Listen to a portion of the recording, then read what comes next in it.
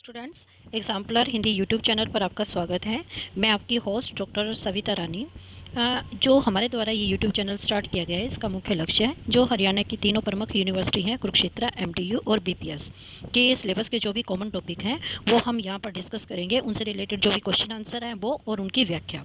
सबसे पहले किसी भी रचनाकार को जानने के लिए या उसकी मूल संवेदना को जानने के लिए कुछ अहम बिंदु हैं जिनके आधार पर हम उनका विश्लेषण करते हैं। साहित्य की मुख्य रूप से दो ही विधाएं हैं, गद्य और पद्य। गद्य या पद्य में लिखे विपुल साहित्य व साहित्यकार की मूल संवेदना को जानने के लिए किसी भी रचनाकार के आंतरिक व बाह्य व्यक्तित्व को जानना जरूरी है। तो इस आधार पर हमारा आज का कॉमन टॉपिक है कबीरदास। अब कबीरदास के संपूर्ण साहित्य का विश्लेषण करने से पहले हम उन कॉमन बिंदुओं पर नज़र डालेंगे जिनके द्वारा उनके उस व्यक्तित्व का निर्माण हुआ है जो जिन्होंने एक ऐसी शख्सियत का निर्माण किया जो आज 21वीं शताब्दी में भी प्रासंगिक बने हुए हैं। तो इस आधार पर लेखक या रचनाकार के आंतरिक या बाह्य व्यक्तित्व निर्माण के महत्वपूर्ण बिंदु।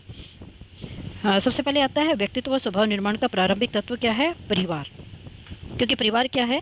किसी भी व्यक्ति की एक मूल इकाई है या प्रारंभिक इकाई कह सकते हो, जहाँ से उसका क्या होता है, वो अपने जीवन का प्रारंभ करता है। सबसे परिवार के अंदर कौन है? माता और पिता। बच्चा अधिकतर सबसे ज़्यादा किससे जुड़ा होता है? अपनी माता से। अब उसके बाद आता है दोनों का स्वभाव, कि माता और पिता का स्वभाव कैसा है, उनका व्यवसाय कैसा है, किस व्यवसाय से वो जुड़े हुए हैं। परिवार की फिर मान्यताएं, कि वो मान्यताएं कैसी है, किन चीज़ों को, किस सांस्कृतिक मूल्यों को, किन जीवन मूल्यों को विशेष महत्व देते हैं। परिवार की सामाजिक स्थिति या फिर समाज के अंदर उसकी उपलब्धियाँ। हाँ, उसके बाद आता है परिवार की आर्थिक स्थिति, क्योंकि यदि परिवार आर्थिक रूप से मजबूत नहीं है तो अपने परिवार को, अपने बच्चों को वो सारी सुविधाएं नहीं दे पाता जिसके कारण उनके बच्चों का आत्मिक, शारीरिक, बौद्धिक विकास नहीं हो पाता। सेकंड पॉइंट आता है आपका व्यवहारिक सामाजिक क्षेत्र। वह सामाजिक क्षेत्र जहाँ पर रचनाकार निवास करता है, उस सामुदायिक क्षेत्र का व्यवहार, क्षेत्र विशेष की मान्यताएं और मित्रगण, कि जिन अपने सगे संबंधियों या साथियों से वह जुड़ा होता है। आगे आता है आपकी शिक्षा। शिक्षा के भी दो भाग है, विद्यालयी शिक्षा और अनुभूतिपरक शिक्षा। विद्यालयी शिक्षा में आ जाता है अक्षर ज्ञान। अक्षर ज्ञान की जो आधुनिक शिक्षा पद्धति है जो हम सभी प्राप्त करते हैं। सेकंड इसमें आता है बौद्धिक ज्ञान, बुद्धि से जुड़ा हुआ जितने भी आपकी एजुकेशन के न्यू फील्ड हैं, जैसे साइकोलॉजी आ गया या आपका फिजिक्स, केमिस्ट्री, ये सब किससे हैं? बुद्धि से जुड़े हुए हैं। फिर आता है आपका आध्यात्मिक ज्ञान। आध्यात्मिक ज्ञान कहाँ से? धर्म ग्रंथों से जो ज्ञान प्राप्त किया जाता है।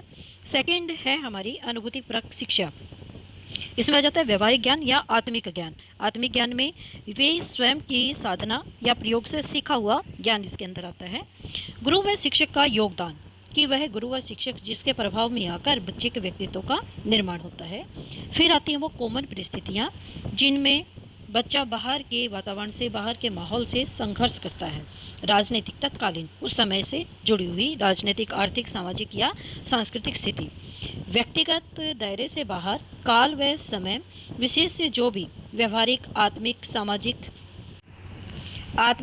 सामाजिक ज्ञान प्राप्त करता है, उसी से साहित्यकार के स्वभाव, व्यक्तित्व, सोच व मान्यताओं का निर्माण होता है। तो इस आधार पर, इन सभी बिंदुओं के आधार पर हम सबसे पहले कबीर के का जीवन परिचय या फिर कबीर के सबसे पहले हम उनके व्यक्तित्व और कर्तृत्व का विश्लेषण करेंगे। तो सबसे पहले आ जाता है उनका व्यक्तित्व। व्यक्तित्व में आएगा उनका जीवन परिचय। इन सभी बिंदुओं को ध्यान में रखते हुए हम उनके जीवन का विश्लेषण करेंगे, उनके प्रारंभिक जीवन का विश्लेषण करेंगे, उसके बाद उनके कर्तृत्व का विश्लेषण किया जाएगा।